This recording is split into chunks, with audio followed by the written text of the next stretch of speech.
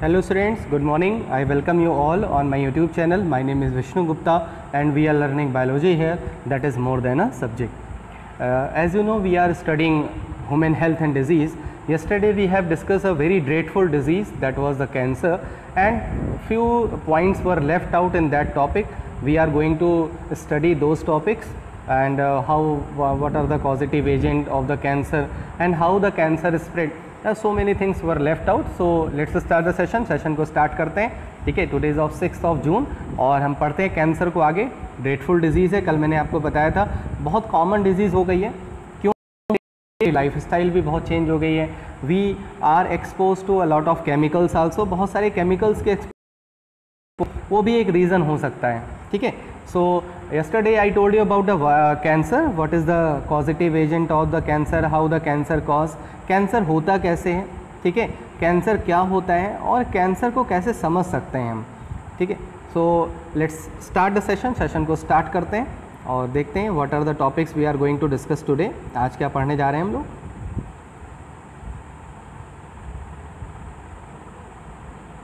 Okay, yesterday I told you about the types of cancer. कल मैंने आपको types of cancer के बारे में बताया था कि how many types of cancer are there. तो वहाँ पे हम लोगों ने डिस्कस किया था sarcomas, lymphoma, osteoma, then lipomas, carcinomas. ठीक है. ये सब जैसे मैंने आपको बताया था, these type of cancer are not given in the NCERT. ये एनसीईआरटी में नहीं है.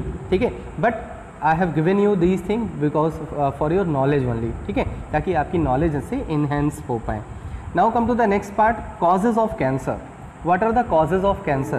The cancer causing substances are known as carcinogen. Clear?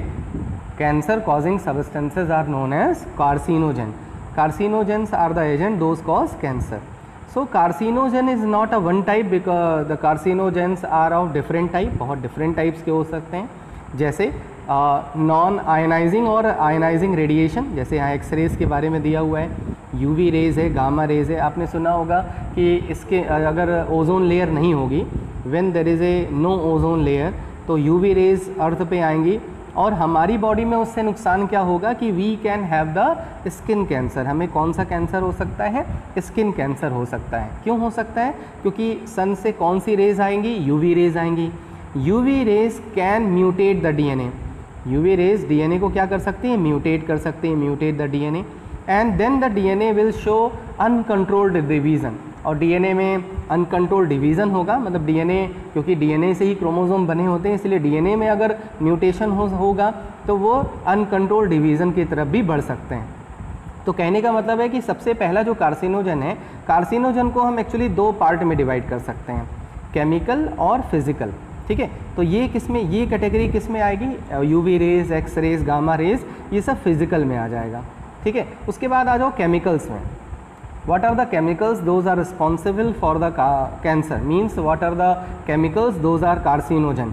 आपने सबने सुना होगा कि nicotine is found in the tobacco में होता है. ठीक है. और आपने ये देखा होगा, वो ऐड में भी आता है कि chewing tobacco is injurious to health, जिसको खाने से कैंसर होता है, जिसको स्मोकिंग करने से कैंसर होता है. लेकिन फिर भी लोग एडिक्ट हो जाते हैं, इसलिए उसका कोई मतलब नहीं रहता उनकी लाइफ में. ठीक है. जैसे अगर किसी के मतलब उस रैपर में साफ साफ इतना बुरा डायग्राम बना होता है, इतनी बुरी पिक्चर बनी होती है, लेकिन फिर भी उसको देख के भी लोग ये नहीं सोचते कि इससे हमारी बॉडी पे क्या इफ़ेक्ट आएगा. क्यों? क्योंकि वो उस पर क्या हो चुके हैं? एडिक्ट हो चुके हैं. तो निकोटीन हो गया, कैफ़ीन हो गया, स्टेरॉइड्स हो गए, आर्सेनिक एयर हो गया, जहाँ पे पॉल्यूटेड एयर होती हैं, जहाँ पे कुछ ऐसी केमिकल फैक्ट्रीज़ होती हैं जहाँ पे आर्सेनिक का रिलीज़ होता है. तो ये सब क्या काज कर सकते हैं? कैंसर काज कर सकते हैं. जैसे अभी आपने विजयवाड़ा में जहाँ पे वो गैस का लीकेज हुआ था, अभी जल्दी में आपने सुना है ना, गैस का लीकेज हुआ था.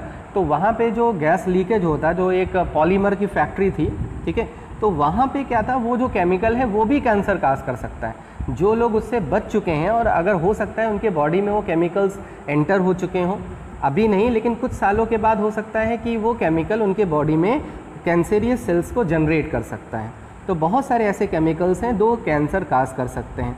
आपने सुना होगा कि बोला जाता है कि you should not use the plastic. जैसे देखा होगा आपने कि बहुत सारे लोग प्लास्टिक के कप में, प्लास्टिक के गिलास में चाय पीते हैं, जिसमें गर्म चाय डाल के पीते हैं. तो दैट इज़ वेरी हार्मफुल. उससे क्या होता है, आप लोग प्लास्टिक की बॉटल्स यूज़ करते हैं, पानी पीने के लिए। कुछ प्लास्टिक की बॉटल बहुत चीप होती हैं, बहुत ख़राब होती हैं, ठीक है, उनमें प्लास्टिक के पार्टिकल्स आ सकते हैं वाटर में और आपकी बॉडी में भी जा सकते हैं। तो बेटर है कि आप एक ऐसी बॉटल खरीदिए, ठीक है, जैसे स्टील की बॉटल ले लीजिए, हमेशा के लिए हो जाएगी, कॉपर की बॉटल ले लीजिए, हमेशा के लिए हो जाएगी, that will be very good, ठीक है। तो वो बहुत अच्छा होगा, एनवायरनमेंट के लिए भी अच्छा होगा और आपके लिए भी अच्छा होगा।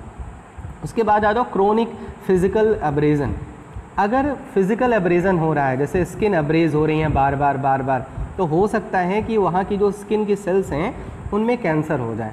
आपके बॉडी के इंटरनल बॉडी पार्ट में भी अगर कोई फिजिकल एब्रेजन बार बार हो रहा है, एब्रेजन मतलब होता है रगड़ना, घिसना, ठीक है, तो ऐसी कंडीशन में कैंसर हो सकता है।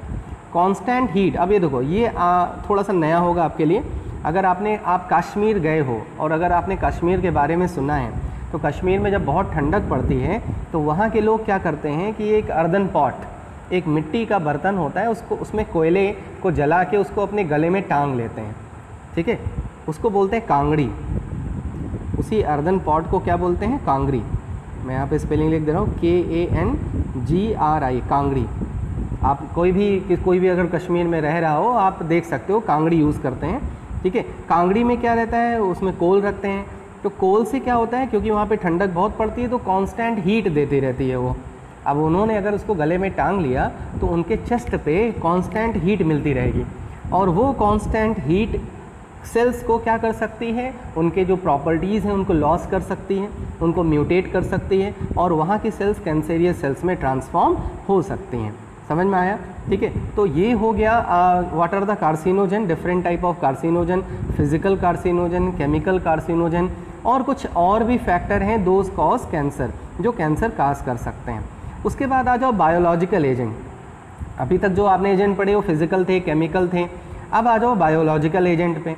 बायोलॉजिकल एजेंट मतलब कोई ना कोई लिविंग ऑर्गेनिज्म होगा, इट मे बी वायरल और बैक्टीरियल। कुछ ऐसे वायरस होते हैं, कुछ ऐसे बैक्टीरिया होते हैं जो बॉडी में कैंसर काज कर सकते हैं। जैसे उसका एक एग्जांपल मैंने यहाँ पे लिखा है HPV, जिसका फुल फॉर्म होता है ह्यूमन पैपिलोमा वायरस। और हीपेटाइटिस बी, आपको पता है hepatitis B virus is related to the liver, liver में इन्फेक्शन काज करता है। हो सकता है लिवर में कैंसर भी हो जाए, और किस वायरस की वजह से हो सकता है? हीपेटाइटिस बी की वजह से हो सकता है। एक बैक्टीरियम है जिसका नाम है हेलिकोबैक्टर, ये हेलीकॉप्टर नहीं है, हेलिकोबैक्टर लिखा है, हेलिकोबैक्टर पाइलोरी।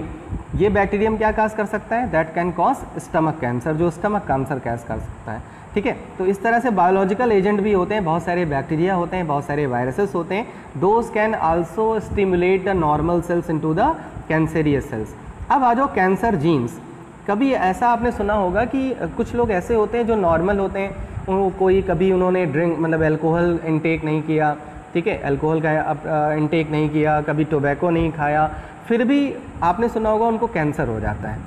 ये कैसे पॉसिबल है? वो किसी केमिकल के भी एक्सपोजर में नहीं आए, फिर भी उनके बॉडी में कैंसर हो सकता है। वो क्यों हो सकता है? उसके लिए मैं थोड़ा सा आपको एक ब्लैंक स्लाइड पे समझा दे रहा हूँ। ठीक है, देखो, जैसे कोई नॉर्मल पर्सन है, ठीक है, इसके पास एक जीन्स होते हैं जिसका नाम होता है ऑन्कोजीन्स। आपने सुना होगा कि जो भी डॉक्टर्स जो हैं वो कैंसर को डील करते हैं उनको बोलते हैं oncologist. The doctor those deal with the cancer are known as oncologist, उनको हम ऑन्कोलॉजिस्ट बोलते हैं। ठीक है, ऑन्कोलॉजिस्ट यहीं से बना है, ऑन्कोजीन्स। ये जीन्स जो होते हैं, जब भी कोई नॉर्मल पर्सन होता है, नॉर्मल सेल्स होती हैं, तो उसकी बॉडी में ये जीन्स प्रोटो ऑन्कोजीन्स के फॉर्म में प्रेजेंट होते हैं। प्रोटो ऑन्कोजीन्स, जब उसकी बॉडी में कोई कैंसर नहीं होता है, ऐसी कंडीशन में ये ऑन्कोजीन्स प्रोटो मतलब ये इनएक्टिव होते हैं। समझ में आया? ये इनएक्टिव होते हैं। अगर यही प्रोटो ऑन्कोजीन, ये जो प्रोटो ऑन्कोजीन है, ये अगर चेंज हो जाए सेलुलर ऑन्कोजीन में, सेलुलर ऑन्कोजीन में चेंज हो जाए, चेंज कैसे होंगे? Due to mutation. ठीक है, अगर कोई नॉर्मल पर्सन है और उसको कैंसर हो जा रहा है तो उसके लिए कौन से जीन रिस्पॉन्सिबल हो सकते हैं? ऑन्कोजीन। किस टाइप के ऑन्कोजीन होंगे उसके बॉडी में? Proto oncogene. Because of the mutation की वजह से जो प्रोटो ऑन्कोजीन है that will transform into the cellular oncogene, वो सेलुलर ऑन्कोजीन में ट्रांसफॉर्म हो सकता है, कैंसर हो सकता है। तो समझ में आ गया? कुछ जीन्स भी हैं जो रिस्पॉन्सिबल हैं, जैसे oncogenes is a gene that sustain some genetic damage and therefore produce a protein capable of cellular transformation. तब हम उसको बुलाते हैं सेलुलर ऑन्कोजीन। सबसे पहले ये प्रोटो ऑन्कोजीन में प्रेजेंट होता है और बाद में किस में चेंज हो जाता है, सेलुलर ऑन्कोजीन में चेंज हो जाता है। जो वायरस होते हैं, जो वायरस कैंसर काज करते हैं, ठीक है, उनको उनमें वायरल ऑन्कोजीन्स होते हैं। ये देखो लिखा हुआ है, oncogenes are described as viral oncogenes and cellular oncogene.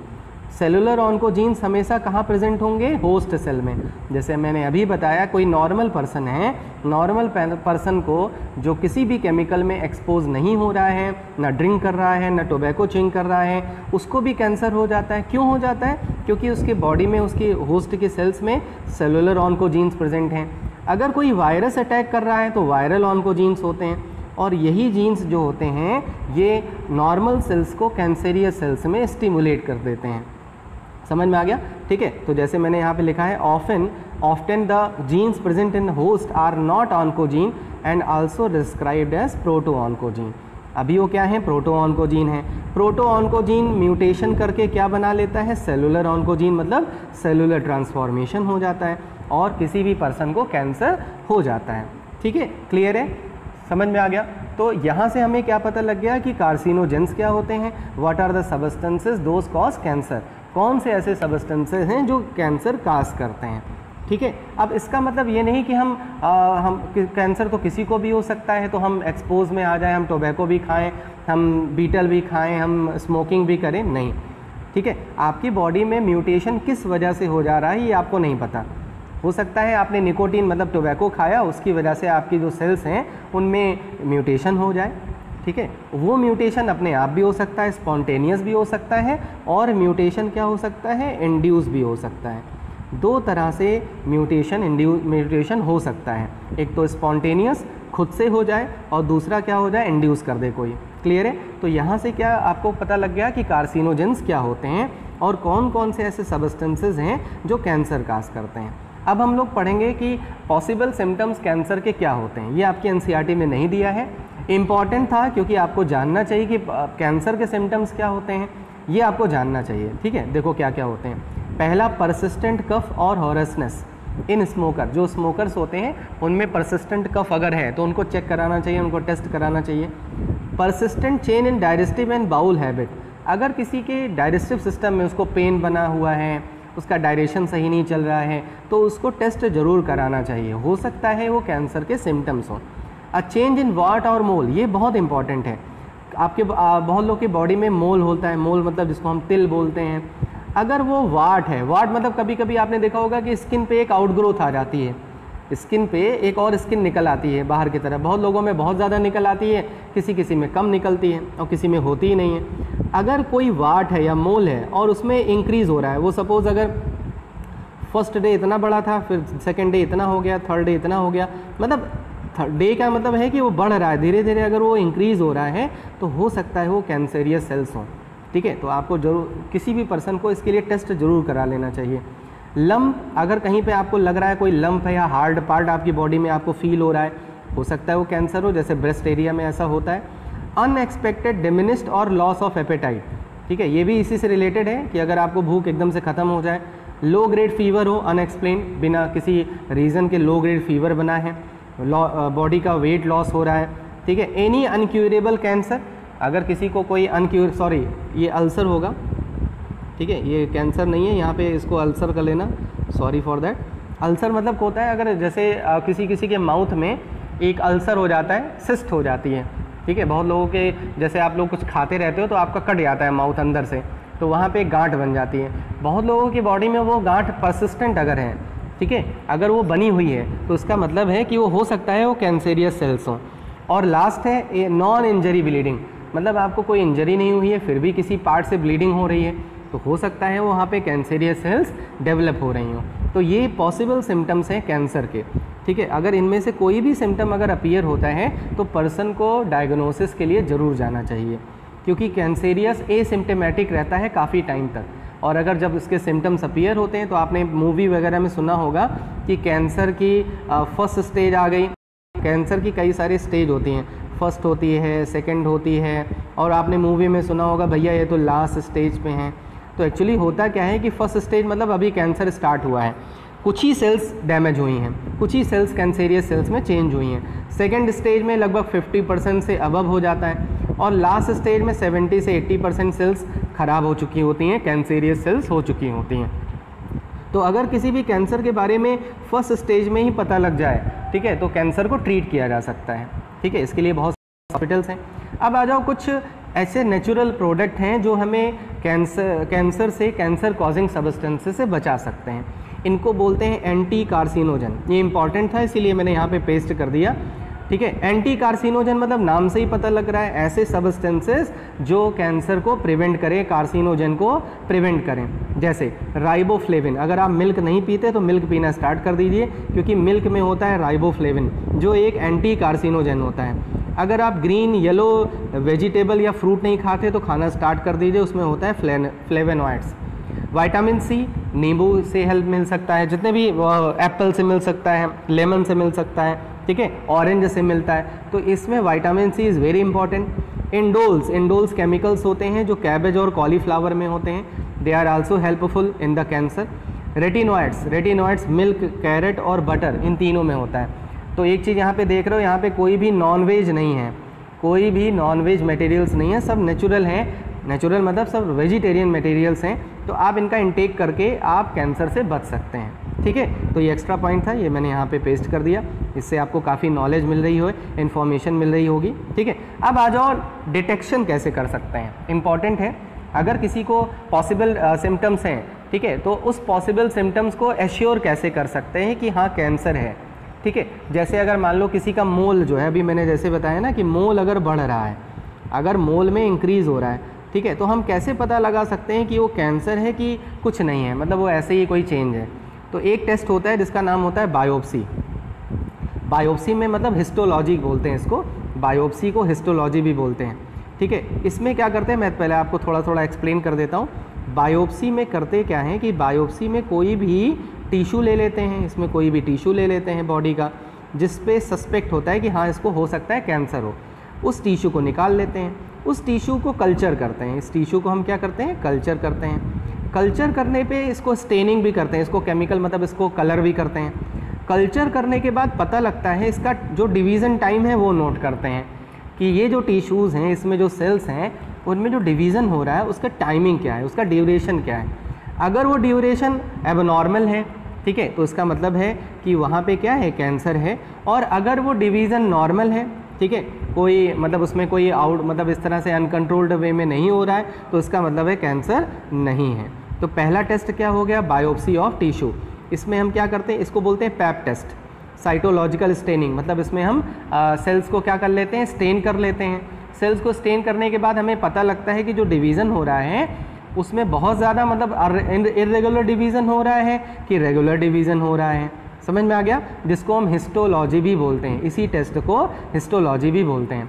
अब आ जाओ नेक्स्ट टेस्ट पे। आपने सुना होगा सीटी स्कैन कराना, एमआरआई कराना, है ना, एक्सरे कराना, ये सब आपने सुना हुआ है, ठीक है। तो ऐसी कुछ टेक्निक होती हैं जिसमें हम रेडियोग्राफी करते हैं, मतलब कुछ रेज़ का यूज़ करते हैं। जैसे एक्सरे, अगर हम एक्सरे का यूज़ करते हैं तो उसको बोलते हैं रेडियोग्राफी। अगर हम कंप्यूटर टोमोग्राफी मतलब कंप्यूटर बेस्ड प्रोग्राम का यूज़ कर रहे हैं तो उसको बोलते हैं सीटी स्कैन। एमआरआई आपने सुना होगा, ठीक है, बहुत लोग लखनऊ जाते हैं एमआरआई कराने। एमआरआई का मतलब होता है पूरी बॉडी का भी एमआरआई होता है। जब किसी को कोई डिजीज़ का पता नहीं लगता कि उसकी बॉडी में हुआ क्या है, प्रॉब्लम क्या है, तो ऐसी कंडीशन में एमआरआई कराते हैं। एमआरआई का फुल फॉर्म होता है मैग्नेटिक रेजोनेंस इमेजिंग। इसमें क्या करते हैं, बॉडी में मैग्नेटिक फील्ड डेवलप होती है। उस मैग्नेटिक फील्ड के हेल्प से हमें पता लग सकता है कि बॉडी में कोई फिजियोलॉजिकल या पैथोलॉजिकल चेंजेस तो नहीं आ रहे हैं। अगर चेंजेस आ रहे हैं तो वो रिपोर्ट हो जाते हैं, मतलब वो पता लग जाते हैं। तो इस तरह से हम बायोप्सी से या रेडियोग्राफी टेक्निक से, कंप्यूटेड टोमोग्राफी टेक्निक से, एमआरआई से हम कैंसर को डिटेक्ट कर सकते हैं। देखो सीटी स्कैन में क्या करते हैं, एक्सरे यूज़ करते हैं to generate 3 dimensional image of internal organs. जितने भी इंटरनल ऑर्गन्स हैं उनका हमें 3 डायमेंशनल इमेज मिल जाता है। आपने मोस्टली सीटी स्कैन सुना होगा ब्रेन के केस में, लेकिन सीटी स्कैन किसी भी बॉडी पार्ट का हो सकता है, ठीक है, जिसमें हमें किसी भी इंटरनल ऑर्गन्स के 3 डायमेंशनल इमेज हमें मिल जाती है। तो उस इमेज में हम देख सकते हैं कि उसमें कोई ग्रोथ तो नहीं हो रही है, कोई चेंजेस, एबनॉर्मल चेंजेस तो नहीं आ रहे हैं। सेकेंड टेस्ट होता है एमआरआई, जिसका फुल फॉर्म अभी लास्ट स्लाइड में मैंने लिखा था, यहाँ पे भी है, मैग्नेटिक रेजोनेंस इमेजिंग। इसमें क्या करते हैं, स्ट्रॉन्ग मैग्नेटिक फील्ड डेवलप करते हैं बॉडी में। किसकी हेल्प से, नॉन आयनाइजिंग रेडिएशन के हेल्प से। इससे हमें ये पता लग जाता है कि बॉडी में कोई पैथोलॉजिकल मतलब कोई पैथोजन, वायरस या बैक्टीरिया या फिजियोलॉजिकल कोई चेंज तो नहीं आ रहा है बॉडी के टिश्यूज़ में। तो अगर ऐसा चेंज आ रहा है तो इसका मतलब है उसकी बॉडी में कैंसर हो सकता है, पॉसिबिलिटी है। क्लियर है। तो इस तरह से हम कैंसर को क्या कर सकते हैं, डायग्नोज कर सकते हैं, डिटेक्ट कर सकते हैं, क्योंकि जब हम डिटेक्ट करेंगे, डायग्नोज करेंगे, देन तभी हम उसको ट्रीट कर सकते हैं। क्लियर हो गया। तो किसी भी, मैंने आपको कई सारे इन्फॉर्मेशन यहाँ से मैं दे रहा हूँ आपको कैंसर के बारे में, जिससे आपको एवरीथिंग क्लियर हो जाए, एवरीथिंग आपको पता लग जाए कि how the cancer is cause, how there is a detection of the cancer, detection कैसे होता है कैंसर का। अब नेक्स्ट टॉपिक पढ़ेंगे ट्रीटमेंट। ठीक है, ट्रीटमेंट बहुत इंपॉर्टेंट है। अगर किसी को कैंसर है, ठीक है, फर्स्ट स्टेज में है, फर्स्ट स्टेज में अगर कैंसर का ट्रीटमेंट है तब तो बहुत अच्छा है, बहुत जल्दी से वो रिकवर कर सकता है। अब देखो ट्रीटमेंट कैसे करते हैं। एक ट्रीटमेंट की एक टेक्निक है जिसका नाम है कीमोथेरेपी। कुछ लोगों, जो लोग ये वीडियो देख रहे हैं, हो सकता है उन्होंने इसको सुना हो, कीमोथेरेपी, कि कीमोथेरेपी कराने जा रहे हैं, रेडियोथेरेपी कराने जा रहे हैं। ठीक है, कीमोथेरेपी में क्या होता है, कुछ स्ट्रॉन्ग केमिकल्स होते हैं जिनको बॉडी में इंजेक्ट किया जाता है। ये केमिकल्स नॉर्मल सेल्स को डिस्ट्रॉय नहीं करते, ये केमिकल नॉर्मल सेल्स को डिस्ट्रॉय ना करके ये जो कैंसेरियस सेल्स होते हैं उनको डिस्ट्रॉय करते हैं। ठीक है, तो ये केमिकल्स जब बॉडी में जाते हैं तो जहाँ जहाँ कैंसर मतलब वो सेल्स में इरेगुलर डिवीज़न हो रहा है उन सेल्स को डिस्ट्रॉय करते हैं। तो in this a variety of anti cancer drugs are used that produce more injury to cancer cells than to normal cells. लेकिन हो सकता है कुछ नॉर्मल सेल्स भी डैमेज हो जाएं। ठीक है, इसके लिए एश्योरिटी नहीं है, ये एश्योरेंस नहीं देता कि नॉर्मल सेल्स को डैमेज नहीं करेगा, लेकिन वो डैमेज थोड़ा सा कम होगा, मतलब इसका लीस्ट इफेक्ट होगा। सबसे ज़्यादा किस पे अफेक्टेड होगा, ये कैंसर सेल्स पे। देखो मैंने कुछ केमिकल के नाम भी यहाँ पे लिख दिए हैं। ठीक है, यहाँ से इसको नोट कर लेना, कुछ केमिकल्स हैं और वो उनका सोर्स क्या है ये यहाँ पे नोट कर लेना। क्लियर है। तो कीमोथेरेपी समझ में आ गया। अब आ जाओ नेक्स्ट पे, रेडियोथेरेपी। रेडियो क्या करते हैं, स्ट्रॉन्ग रेडिएशन का यूज़ करते हैं। जैसे एक मिनट, मैं आपको ब्लैंक स्लाइड पे, जैसे मान लो ये कैंसेरियस सेल्स हैं, ये कैंसेरियस सेल्स हैं, और आपको पता है कैंसेरियस सेल्स अगर डिस्ट्रॉय हो जाएं तो हमारे बॉडी में कैंसर रुक सकता है। तो इस पर हम क्या डालते हैं, रेडिएशन डालते हैं, रेडिएशन थेरेपी बोलते हैं। रेडिएशन थेरेपी से क्या करते हैं, इन सेल्स को रेडिएशन, स्ट्रॉन्ग रेडिएशन डाल के इनको डिस्ट्रॉय करते हैं। ठीक है, अब इसमें एक साइड इफ़ेक्ट भी हो सकता है ये रेडिएशन नॉर्मल सेल्स में कुछ चेंजेस ले आए, जो नॉर्मल सेल्स हैं उनमें कुछ चेंजेस ले आए, उनको डिस्ट्रॉय कर दें, ऐसी पॉसिबिलिटी होती है। तो रेडियोथेरेपी में क्या करते हैं, स्ट्रॉन्ग जो रेडिएशन होते हैं उनको यूज़ करते हैं। ठीक है, और उनको यूज़ करके हम क्या करते हैं, उनको डिस्ट्रॉय करते हैं, डैमेज करते हैं। ठीक है, ये टू ग्रो।